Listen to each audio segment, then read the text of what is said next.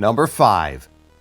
In November 2009, a Boeing 767 flight from Heathrow to Chicago was all set to take off when officers boarded the craft, breathalyzed the pilot, and escorted him from the flight. All 124 passengers were moved to other flights that were not informed of the reason for the last-minute maneuver. The 51-year-old pilot was reported to police by a member of the cabin crew.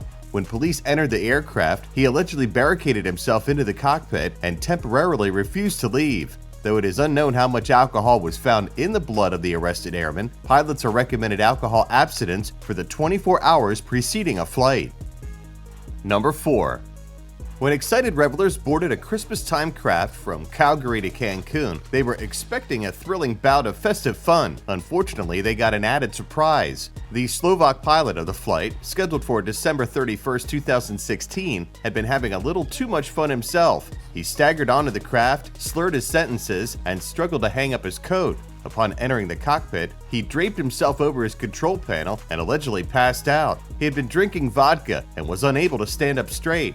When police came to meet him, his pilot's badge was affixed to his shirt, upside down. The alleged alcoholic was then arrested before pleading guilty to charges.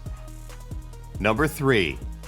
Everyone needs a drinking partner, even pilots. This drink-mad duo, two airmen aged 35 and 45, were due to take control of a flight from Glasgow to Newark. Though the flight eventually departed with a different pair of pilots, it was temporarily put on hold while the plastered pair were arrested. Their eventual fate is unknown, but the United Airlines employees were taken to Govan Police Station around 8 kilometers from the airport. The flight carried 141 passengers. Number 2. In March 1990, 3 pilots took control of a flight, all with excessive alcohol in their bodies. The journey, which somehow went as expected, was a 40-minute jaunt from Fargo to Minneapolis. It carried 91 passengers. The pilots were tested 2 hours after the flight landed and were all found to be over the limit. One of them was alleged to be an alcoholic.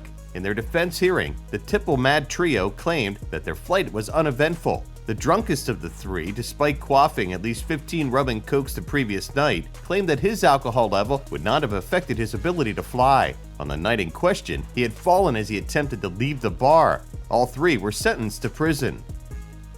Number 1.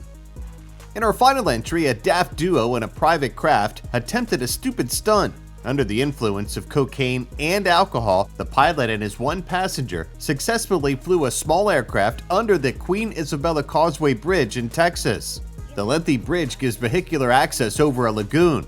Having fruitfully pulled off the mental maneuver, they decided to give it another whirl. This time, they smashed into a pylon and both died. Witnesses who had seen the dastardly stunt in all its drunken glory reported seeing an explosion and columns of black smoke. The fuselage was later found submerged in the water.